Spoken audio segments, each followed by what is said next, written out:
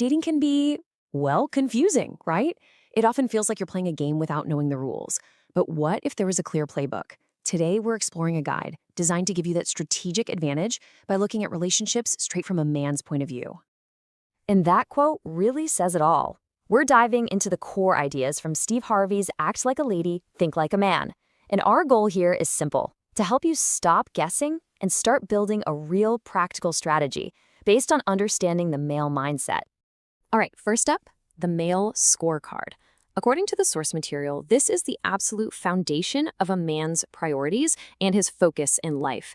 So let's break down what that actually means. The book argues that, at his core, a man's entire life, everything he does, is filtered through three big questions he's constantly asking himself. And until he feels like he has solid answers to these, a serious relationship can feel less like a goal and more like a distraction. So, what's on this internal scorecard? Well, it boils down to these three pillars. Who he is, that's his title and status, what he does, his job, his purpose, and how much he makes, his ability to provide. The core idea here is that a man needs to feel like he's winning in these areas before he can truly and fully invest in a relationship. And this leads to a massive shift in perspective. It means that instead of obsessing over, does he like me? The playbook suggests you should be asking, is he ready? Because a man who has his life in order is a much stronger bet for the long haul than a guy whose foundation is shaky, no matter how great the chemistry is. So if a man is so focused on his own scorecard, you might be wondering, how does he even show love? Well, the book argues that men and women are often speaking completely different languages when it comes to affection. Instead of constant verbal affirmations, the I love yous, the argument is that men demonstrate love through three very specific actions. He will profess. He'll give you a title, introduce you as his girlfriend, his partner. He will provide. He'll work to take care of you. And he will protect. He'll stand up for you and keep you safe. These actions are his I love you. And, it's a two-way street. So what does a man need in return to stay invested? According to the book, it's these three core things: your support for his dreams, your unwavering loyalty, and physical intimacy, which the book famously calls the cookie, to feel connected and valued. Okay, so we've got the mindset down. Now let's get into the actual strategy. The source frames dating as a game with clear rules, one where you can actively shift from being a casual catch to being seen as a long-term partner. Now, this is a big one. The central idea here is that men categorize women very, very early on. Are you a sports fish, someone for short-term fun, or are you a keeper, someone with long-term potential? The book argues that you have a huge say in this, and it all comes down to the standards you set from day one. And that brings us to the famous 90-day rule. Now, this isn't framed as a moral judgment. Think of it more like a strategic probationary period. It's 90 days for you to gather real data on his consistency, his intentions, and his character before you grant him the benefits of a full, intimate relationship. So, how do you gather that data? Well, the playbook gives you 5 key questions to ask. The first one is, what are your short-term goals? And you're not just looking for an answer, you're looking for evidence of a plan, and more importantly, evidence of action.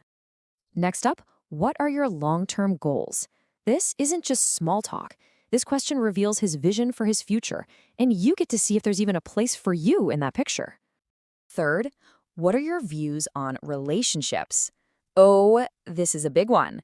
His answer here can tell you everything about how he really feels about commitment, about family, and what he truly expects a partnership to look like.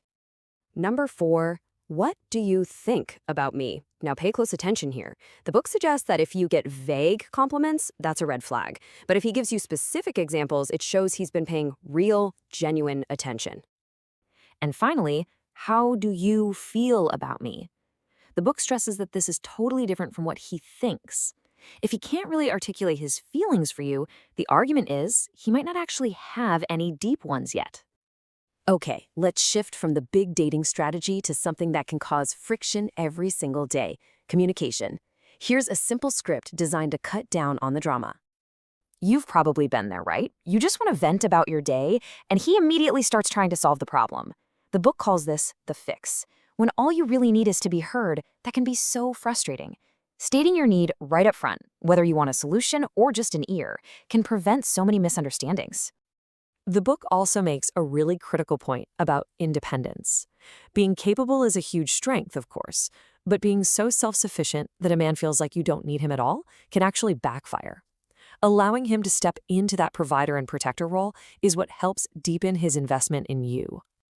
So that was a lot of theory. How do you actually put all of this into practice, like starting tomorrow? Well, here is a simple 2-week experiment designed to give you immediate clarity. Look, this isn't about changing him, it's about revealing him. In week 1, you set your foundation, you state your standards, and you ask those tough questions. Then, in week 2, you just observe his response. You're testing his consistency, his willingness to provide, and how he reacts when you hold your boundaries. It's an information gathering mission. The whole point of this experiment is to replace confusion with cold, hard data. You'll stop guessing what he's thinking and start seeing who he really is through his actions. So the final question isn't just, does he like me? It's, is he the right man for me? So I'll leave you with this. What will 14 days of clarity reveal for you?